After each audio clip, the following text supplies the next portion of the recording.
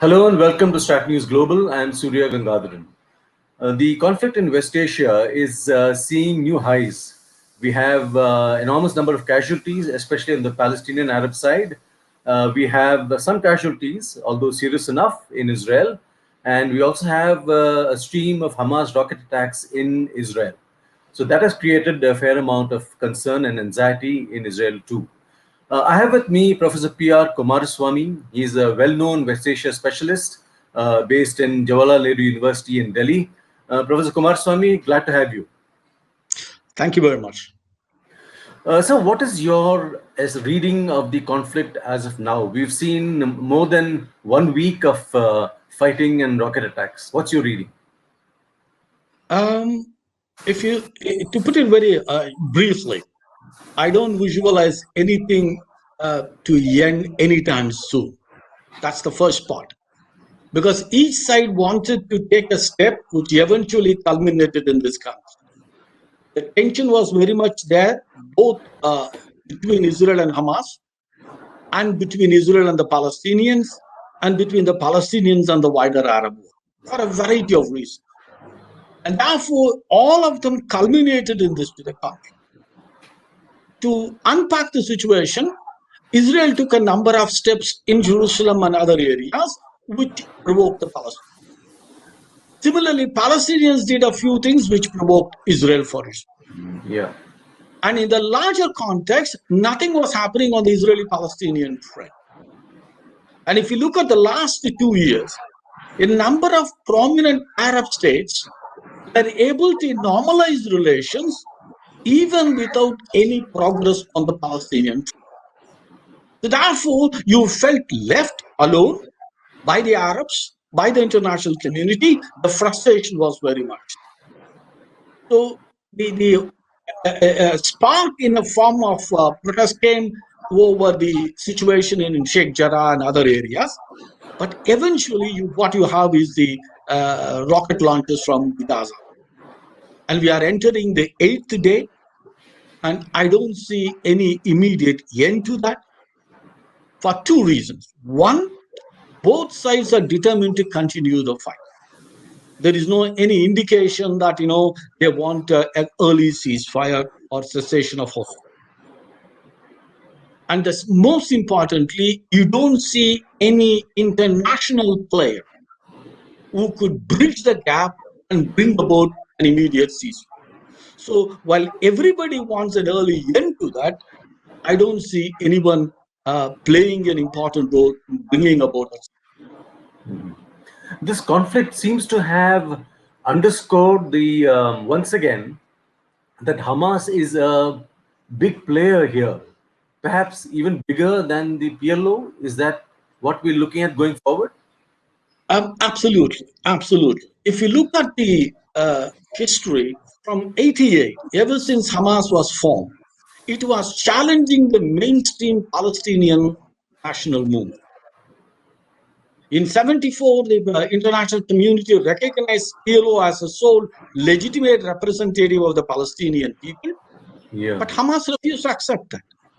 Initially, it challenged Fatah, the dominant group in PLO. Then it challenged the PLO itself. But now it is challenging the Palestinian Authority. And over a period of time, they were able to establish a credible position within the Palestinian community as a very defining force. And they won the 2006 elections. If the elections were held on 22nd as originally planned, Hamas would win hands down. No issues on that. And therefore, what you are seeing is probably a beginning of the marginalization of the PLO and also the Palestinian Authority. So, but you and I may look at the casualties Hamas is suffering in Gaza Strip. Already it has crossed 200 plus, and so much destruction. Some of the prominent leaders were killed. But if you look at it, Hamas does not depend on individuals.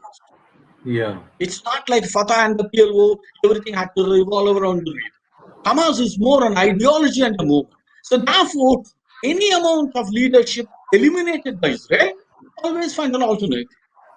So therefore, what we are looking at is Hamas could emerge as the or almost on par with PLO in terms of international recognition. Put it simple English. After the present crisis, even if you don't agree with Hamas, don't agree with Hamas strategy, even if you think Hamas is bringing more miseries to the Palestinian people, there is no way the international community can ignore Hamas as a player. So, do you expect Hamas to now start expanding in the West Bank also? It has some influence. It's not that it never had an influence. It had an influence. Probably that influence would grow for two reasons. One, Hamas is seen as someone who is resisting against Israel, something Arafat and the PLO and everybody over a period of time gave up. And the second thing is, Abbas is in Elma Fafa since 2005 when he was elected president. In the last 16 years, he has nothing to show. No major accomplishment towards realizing the Palestinian statehood. Yeah. And if you look at the Trump plan, he said slap of the century. Okay, beyond that, what did he do? He could not prevent the Arab countries to normalize relations with Israel. So, he's aging without any clear second-rank leadership. And if you're a West Bank Palestinian, it's a hopeless case. Yeah. And therefore, if you look at the West Bank Palestinians, on three previous occasions, 2008 and 9, 2012, 2014, when Israel was fighting Hamas in Gaza Strip, West Bank was quiet. Yeah. Yeah. That is not the case today.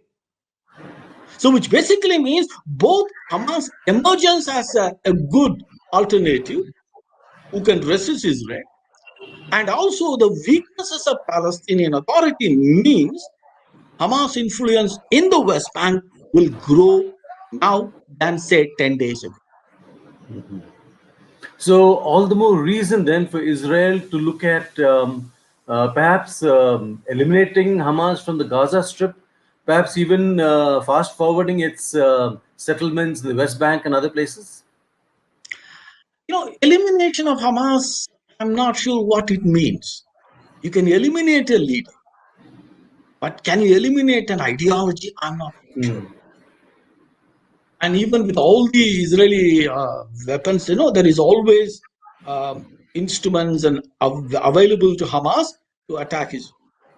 But what Israel can probably consider is to give an alternative, saying that, an accommodation with Israel is a better strategy than a confrontation with Israel.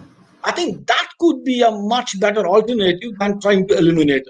So what you can do today is you can scale down the Hamas military capabilities. Yes, that you can do that. The second thing is you can also make it prohibitive. The kind of destruction taking place, which means in future Hamas will think more than twice before launching an attack. So, does the conflict, the longer it continues, I'm looking at the internal Israeli politics. Does it help Netanyahu? Does it help him? In Israel, all the controversies have a lifetime of 1 week. So next week you have another controversy or another problem comes. So the Netanyahu's gains at this point of time is only that window of opportunity. It could complicate the formation of a government, and probably if they don't agree on the government, they may work for an alternative mechanism. Even if the opposition doesn't form a government, the third option will be the president asking any member of Knesset to form a government. So Israel is working on that kind of situation. But everyone rallying around Netanyahu today is only a tactical move. It is not that Netanyahu can come back to opposition. No. But the interesting thing is, both Hamas and Netanyahu are viewing the conflict to consolidate that power. Netanyahu to consolidate his position, Hamas does the same thing. Yeah. It looks like almost two extreme positions, fighting the conflict, which is bringing more misery to the people, with a very narrow interest of consolidating the power. So Netanyahu's chances of staying in office is not substantially increased by this conflict. Marginally, yes, not substantially. And doesn't help the cause of that of the opposition party trying to seek an accommodation with that Arab group, the Islamic Front or something? That would be a little complicated. Right now, before the war, yes, the Islamic movement was doing. What has happened is the Islamic movement going with Netanyahu is very difficult. But eventually, I would say that, the kingmaker would be the religious parties. The ultra-Orthodox religious parties, they are going to be the kingmaker. Israel is a Jewish state in the demographic sense of the word, in the historical sense of the word. So you cannot have a government without some Jewish parties on board. Yeah. There is no way you can survive. So what is happening is some of the ultra-Orthodox leaders were actually complaining that we supported Netanyahu last 4 elections, but he's not able to form a government. He's actually dragging us to the 5th elections. So is it time to switch sides? Which is not unusual. Because this is the switching of the sides in 77 resulted in Begin coming to power. Begin did not win the election. The Labour lost the election. So the religious party changed sides. So we cannot rule out that kind of a possibility, because if the one religious party moves, all the groups, they will move together. For the simple reason, they don't want to stay in opposition. They want to be part of the government for a variety of reasons, primarily financial benefits they get as part of the government. So in that situation, if they are able to provide a convincing alternative, the religious parties might switch sides for a political stability, and which will enable the Arab parties to support such a government from outside. Because, it is still, in Israel, is a politically sensitive for a government to depend on the support of the Arab party. Still, you can argue rights and wrongs.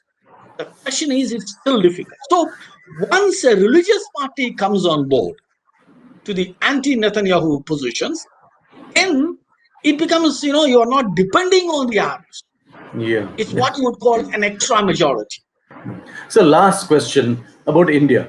We've been calibrating our position on the Palestinians, on Jerusalem, on the Israelis for some time.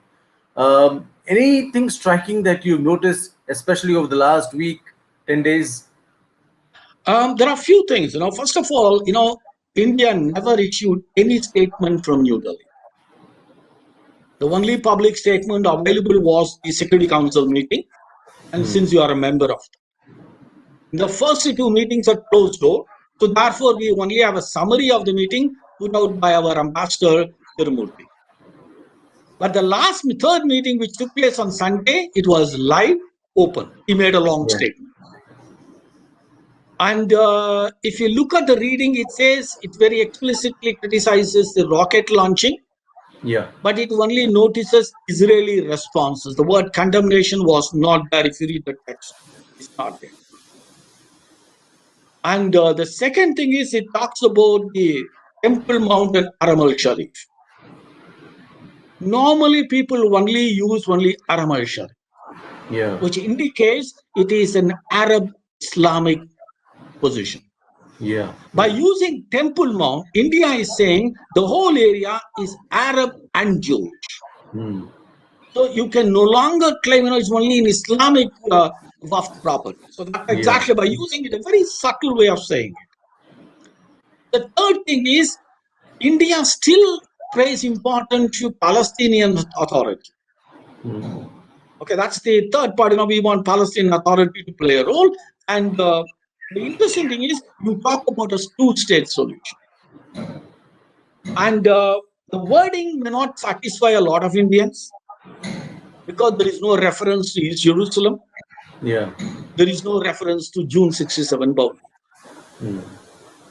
I would say a very matured way of handling. Because of what will be the capital, what will be the border, will be decided by the parties concerned. Yeah. It is an Israeli-Palestinian problem.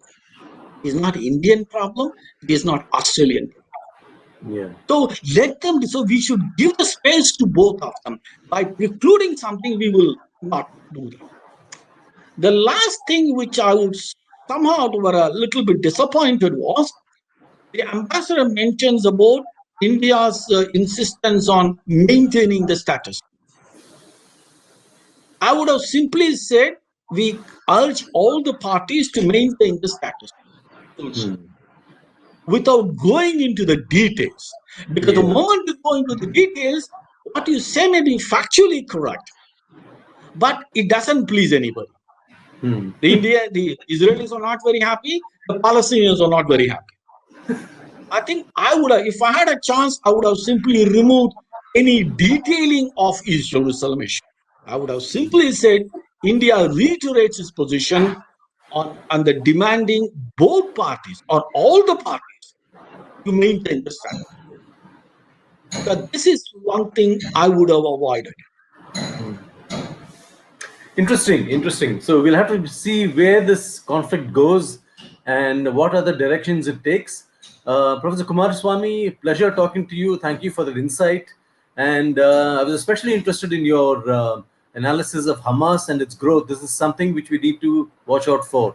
And also, it'll be interesting to see how India calibrates its position on Hamas in the months to come. Professor Kumaraswamy, thank you very much. Pleasure talking to you. And again, thank you for that insight. Thank you That's very all much. now on StratNews Global. Catch us again next time for more on current developments and keep watching.